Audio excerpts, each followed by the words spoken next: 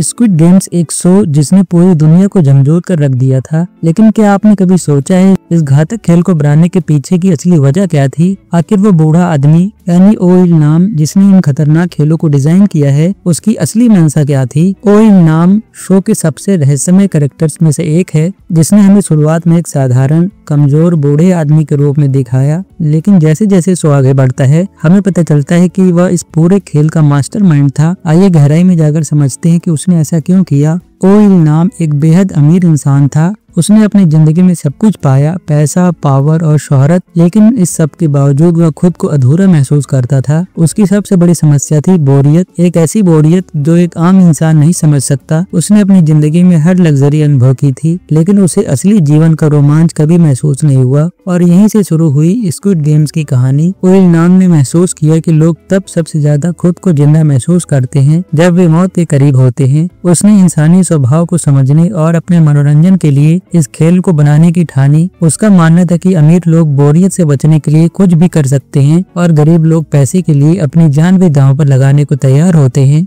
यही उसकी सोच का सबसे बड़ा प्रयोग था। ये खेल सिर्फ मनोरंजन नहीं है, यह मानव स्वभाव को परखने का एक तरीका था। वह देखना चाहता था कि जब लोग मौत के करीब होते हैं तो उनका असली स्वभाव कैसा होता है। क्या वे स्वार्थी बनते हैं, क्या वे एक दूसरे की मदद करते हैं, या सिर्फ वो खुद को बचाने में जुट जाते हैं। ओइल नाम ने इन खेलों में खुद भी हिस्सा लिया। क्यों? क्योंकि वह एक बार फिर असली रोमांच महसूस करना चाहता था। उसे ब्रेन ट्यूमर था और उसकी जिंदगी के दिन गिने चुने थे। वह मरने से पहले यह महसूस करना चाहता था कि जिंदा होना कैसा होता है। यही कारण था कि उसने खिलाड़ी नंबर 1 के रूप में खुद को खेल में शामिल किया। मार्बल्स का खेल, जहां वह दिखाता है कि वह कमजोर और भूलने वाला बूढ़ा है, असल में उसका सबसे इमोशनल और दिमागी चालों से भरा हुआ पल था। उसने खेल में अपनी कमजोरी को भी एक रणनीति बना लिया। ओइल नाम ने अपनी मौत से पहले एक अहम बात बताई। क्या तुमने देखा, जब इंसानों को विकल्प दिया जाता है तो वे लालच और अपने स्वार्थ में फंस जाते हैं। उसका मानना था कि दुनिया में हर कोई सिर्फ अपने फायदे के लिए काम करता है। उसने स्क्विड गेम को इस सोच को साबित करने के लिए बनाया था, लेकिन जीहुन ने दिखाया कि इंसानियत अभी भी जिंदा है। उसने अपने पैसे का इस्तेमाल अपने स्वार्थ के लिए नहीं बल्कि दूसरों की मदद के लिए किया। ये ओल्ड मैन की सोच को उल्टा साबित करता है।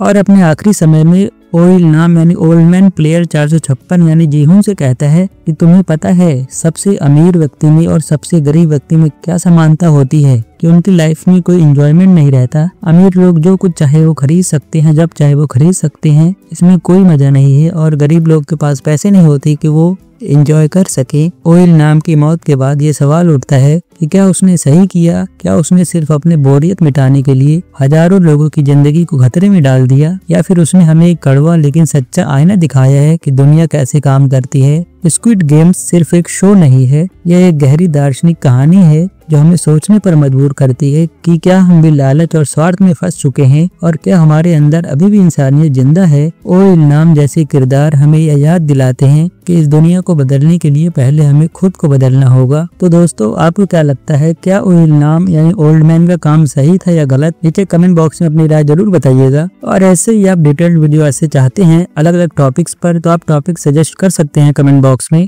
धन्यवाद।